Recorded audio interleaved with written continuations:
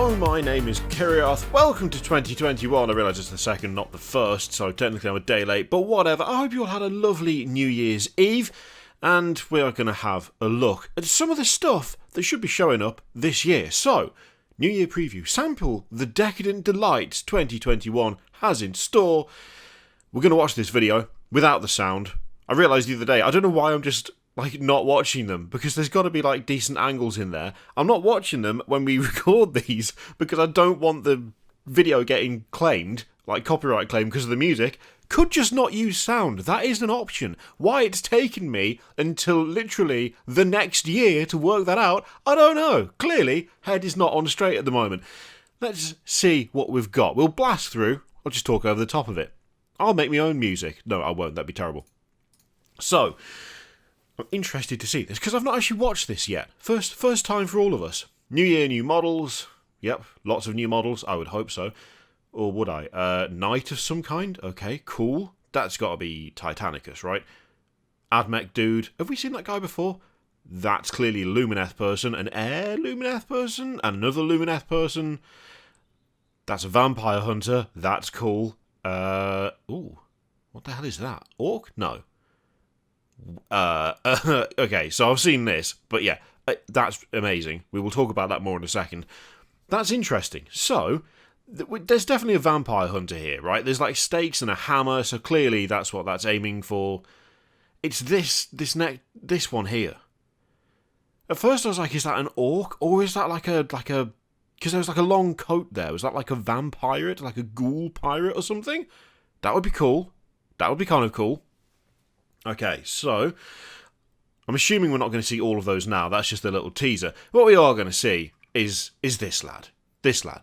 Glutos Orscollion, Lord of Gluttony. What a name. Glutos. Glutos?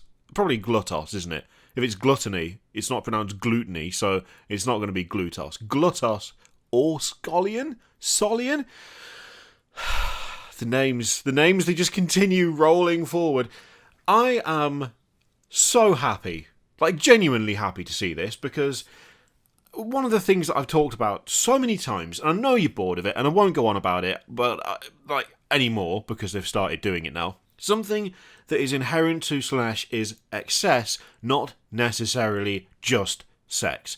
And a lot of the model range only really emphasises one aspect of the god, even though there are multiple circles of temptation that followers need to overcome to become champions of Slaanesh, and so on and so forth. We've talked about it before, but excess can encompass all sorts of things, like greed and gluttony and avarice and the desire and pursuit for perfection, and even things like I forget what the actual name of it is. One of the circles of Slaanesh that is basically just absurd laziness. If you drink from the waters in that circle, you just fall asleep forever. It's so wide-ranging, which in a way does make it difficult to actually nail down the individual aspects of that god.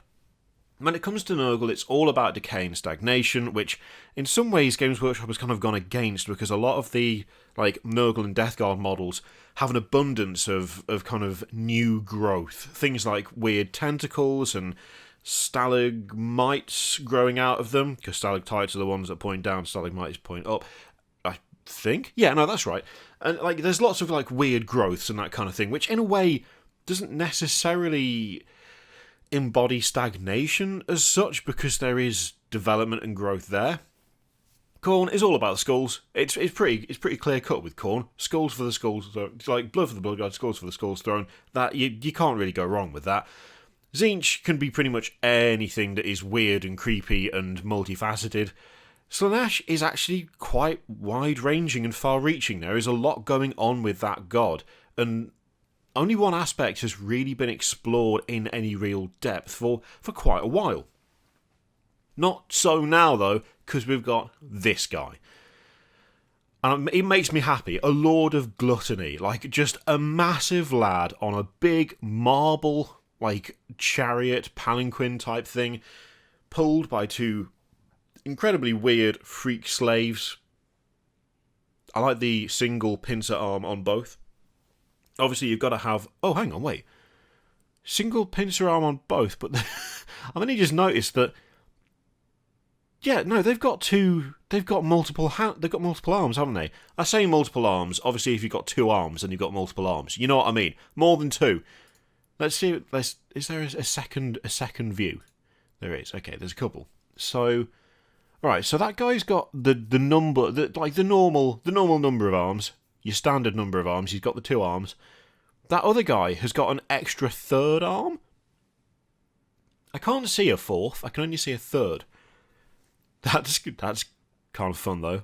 Just the random third arm there.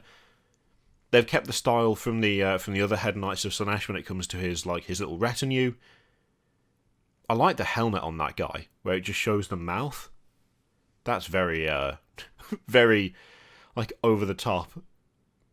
Also, that armor and that cloak is fabulous, properly fabulous.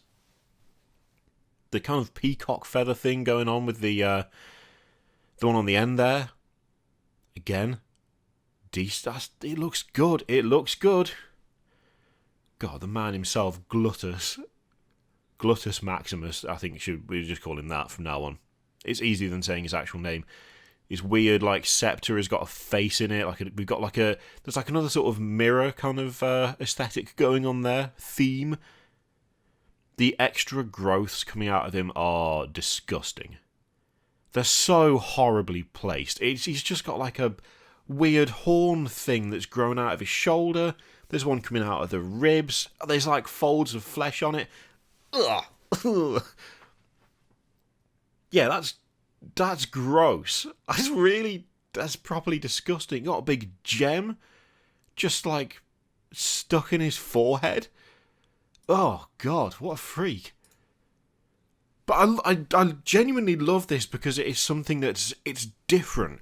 It's different, but it's still Slaanesh. There's still a lot of finery. There's still a lot of kind of grandeur and a lot of over-the-top, excessive ornamentation. I mean, even the cart is made of marble, for God's sake. Can you imagine how heavy that is? I mean, what the lads pulling it, I know they're chunky, I know they're girthy boys, but come on.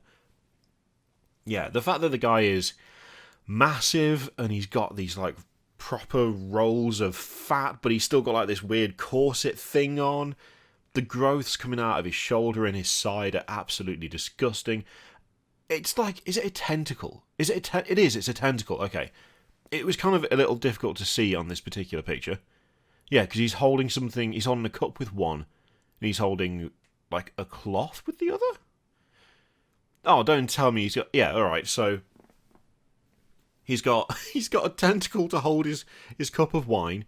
He's got a cloth in the other one to wipe his face of all the gravy and fluid that probably seeps out of his disgusting gob when he's eating. Ugh.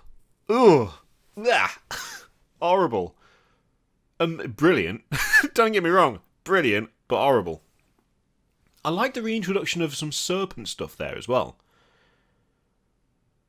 The serpent thing, I'm sure the whole snake thing used to be a pretty Slaanesh thing.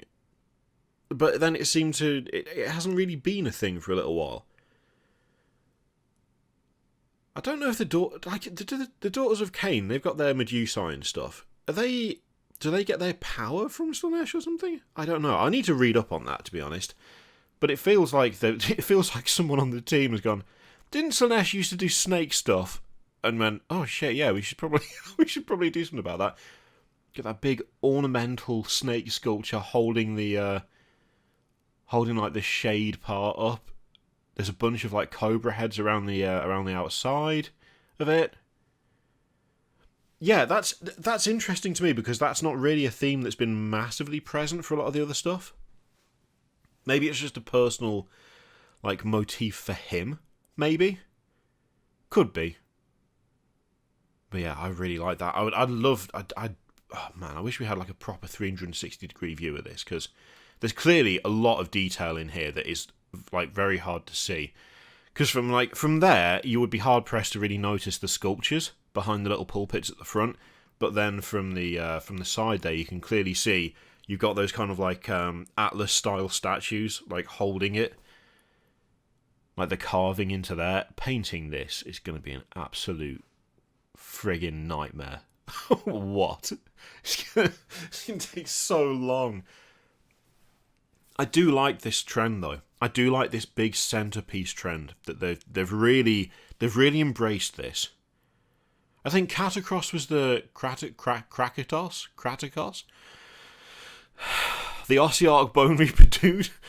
Krakatoa, whatever his name was? I forget.